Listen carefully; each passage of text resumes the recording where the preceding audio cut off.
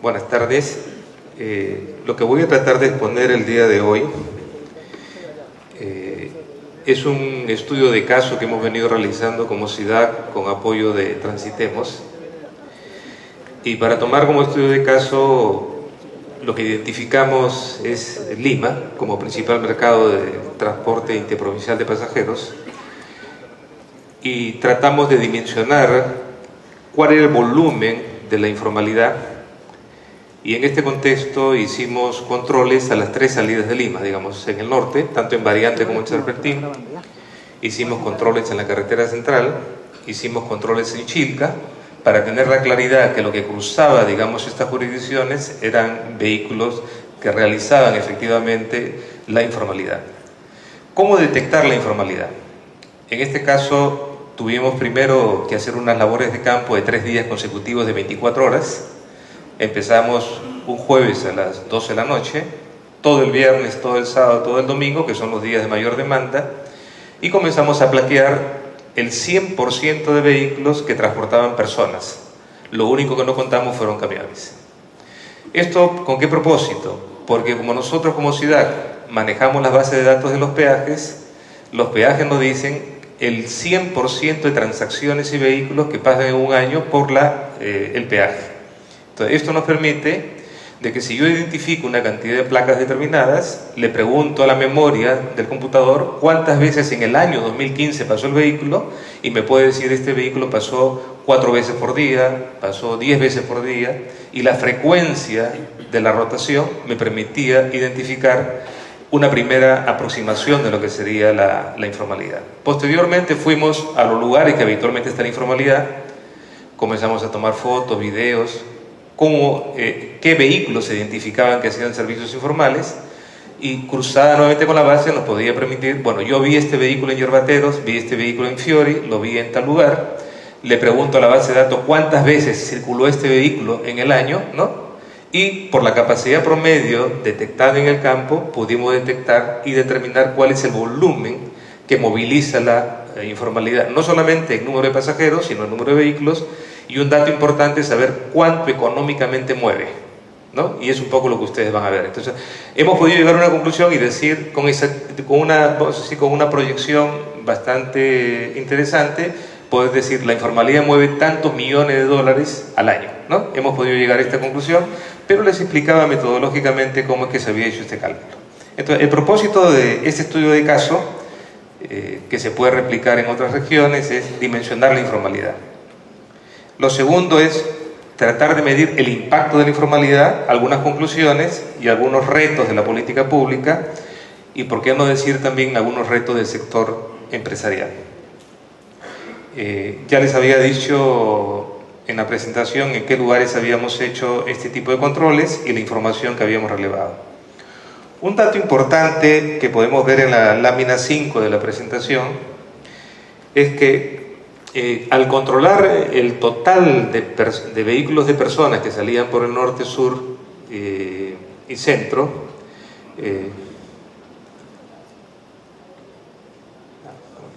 ¿cómo lo? Con el control.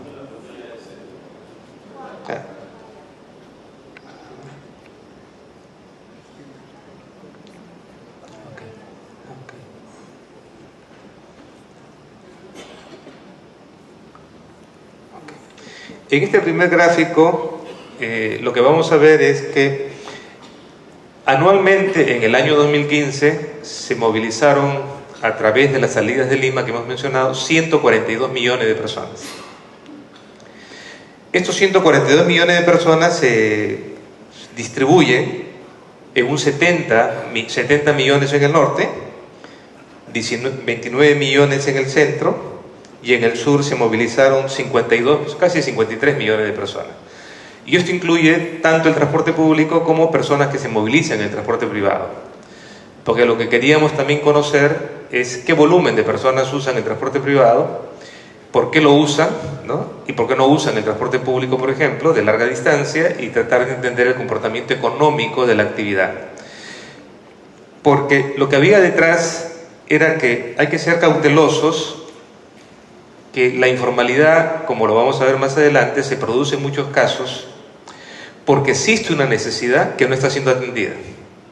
Y quizás ahí el gran reto que tiene Sutran es cómo responder ante un sector formal que no atiende una determinada oferta y cómo una oferta determinada atiende una necesidad que formalmente no se está brindando, ¿no? Este es el concepto que queremos evaluar.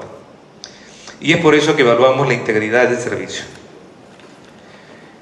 En esta misma posterior lámina, la siguiente, ¿no?, vamos a encontrar ya una división mucho más particular y detectamos que existen 87 millones de personas que se movilizan por el transporte formal y 13 millones que moviliza el transporte informal.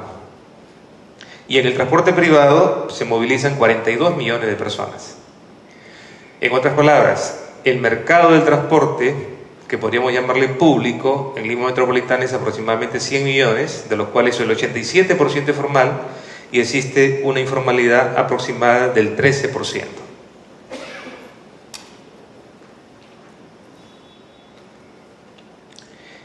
El número de vehículos del transporte formal llegan a casi redondo 1.900.000, igual pasa con el transporte informal que llega a 1.900.000 en todo tipo de vehículos, y el transporte privado moviliza cercanamente a 9 millones de vehículos que transportan los 142 millones de pasajeros que hemos referenciado antes.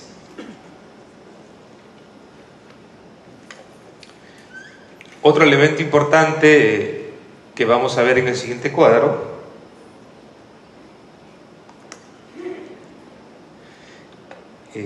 es el número de personas por el lugar que salen y qué tipo de transporte utilizan, ¿no? Y encontramos, por ejemplo, que el mayor volumen del mercado de pasajeros está en el norte, seguido del sur, y posteriormente en el último lugar encontramos el centro. Y donde en forma gráfica también podemos ver el número de personas que se movilizan en el transporte formal, informal por el norte, igualmente en el transporte privado, en cada una de las salidas, ¿no? Por ejemplo, en el norte el transporte formal moviliza 45 millones de personas, en el centro 11 millones y en el sur se está movilizando casi 31 millones de personas en el transporte formal. El informal son aproximadamente 7 millones por el norte, 4 millones por el centro y 1,5 millones por el sur, ¿no?, que son más o menos las proporciones que se puede dar. Esto en resumen nos permite rápidamente concluir que, por ejemplo, la informalidad en el norte es del 14%, del total de pasajeros que se movilizan o vehículos, el 14% es informal.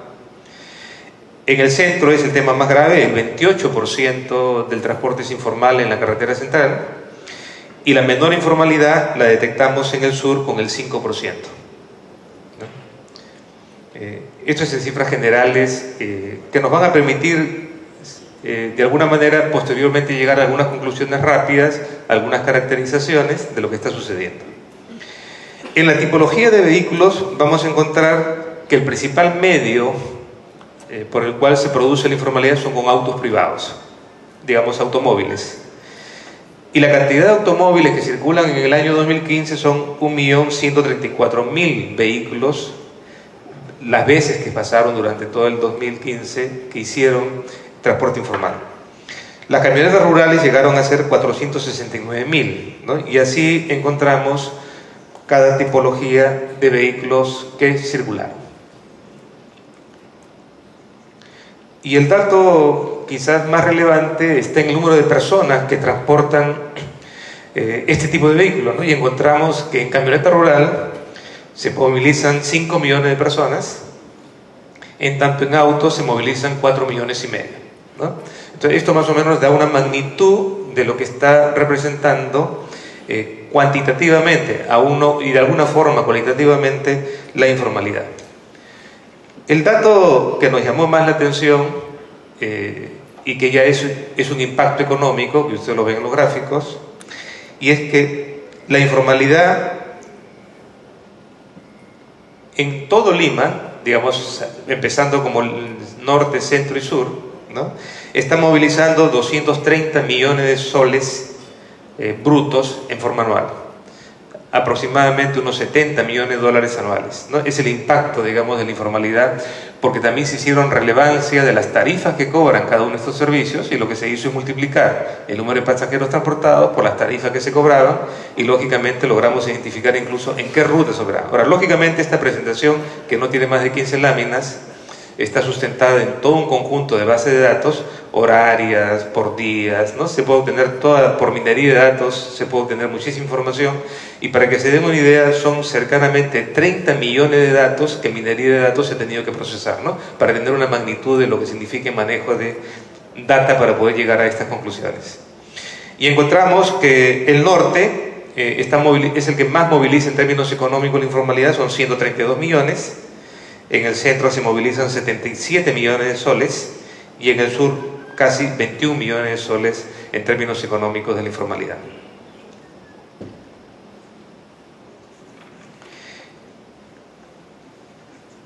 Y acá llegamos ya casi al final de la exposición, no quiero cumplir el tiempo concedido, y encontramos que la informalidad transporta aproximadamente 1 millón de personas por mes, cerca de 6 millones de dólares mensualmente también.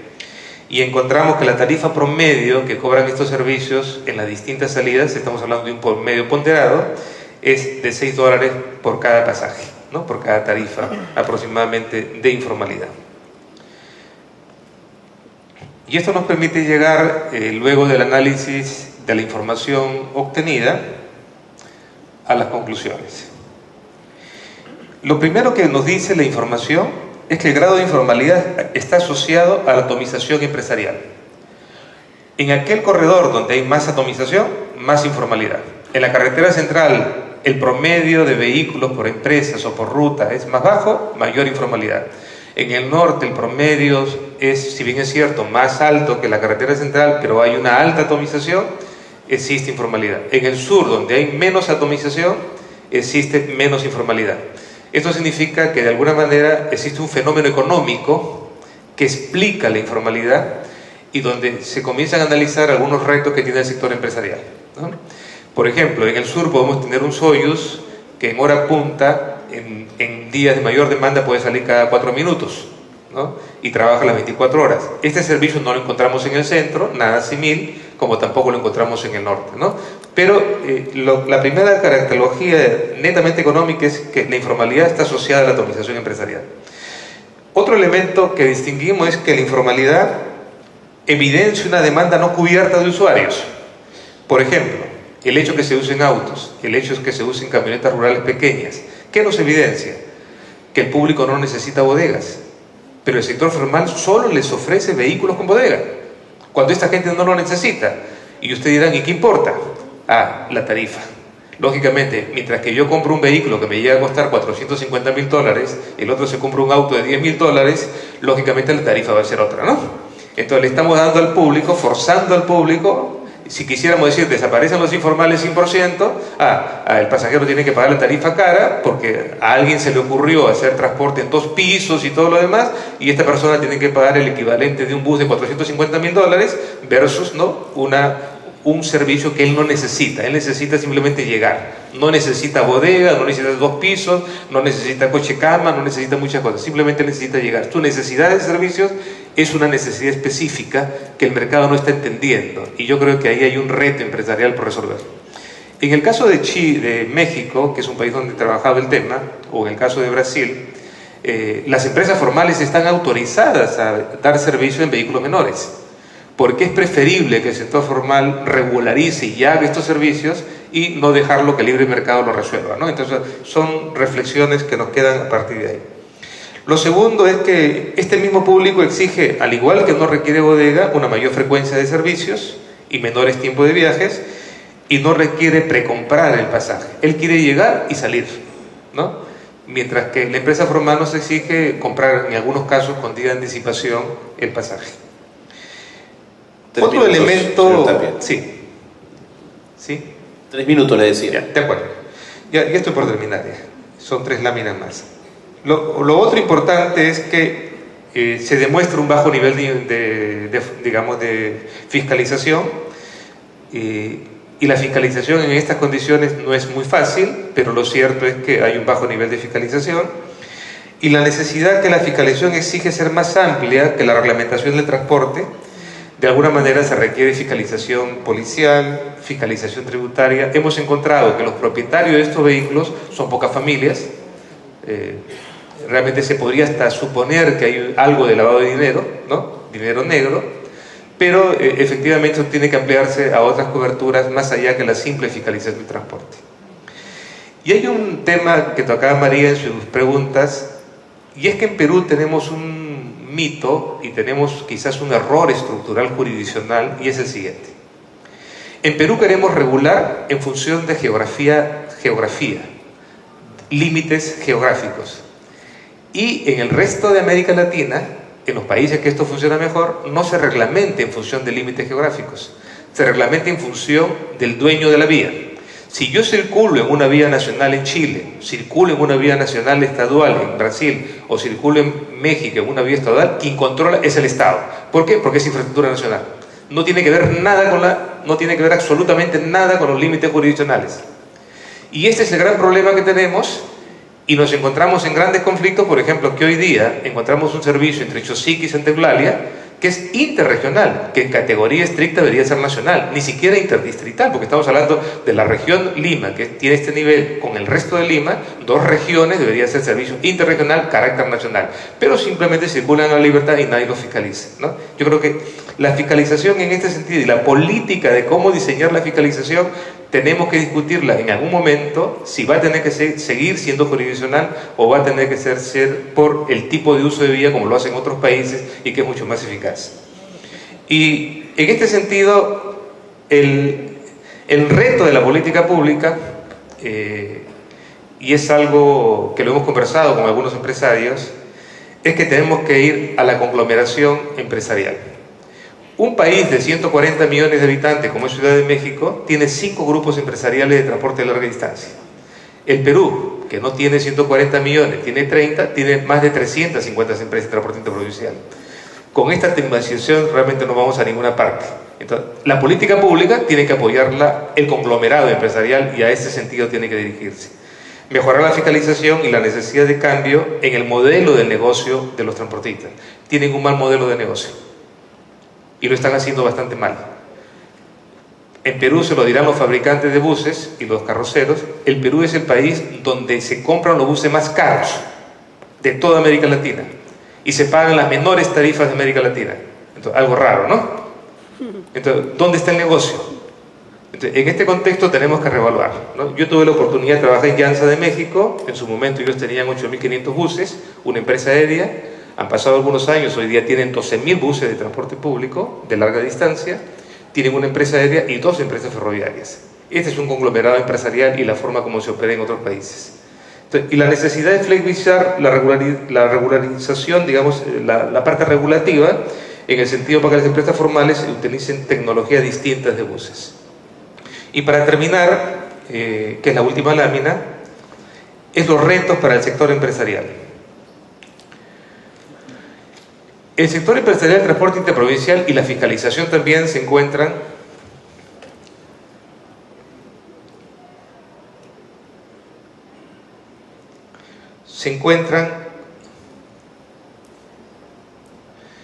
con algunos retos, y es la última lámina. Primero, competir con el transporte aéreo. Hoy en día, en muchos países como Argentina o el caso mismo Colombia, cuando una ruta de transporte interprovincial sobrepasa los 600 kilómetros, ya no es negocio para el transporte interprovincial, porque el avión de bajo costo los está haciendo destruir, los está destruyendo. Y la empresa de transporte interprovincial tiene que, en este caso, redimensionarse al recorrido corto con una filosofía de negocio totalmente distinta. Porque el avión, este año está previsto que ingresen nuevas líneas de bajo costo, e indudablemente van a impactar en aquellas rutas que hoy día el transporte interprovincial las hace largas, ¿no?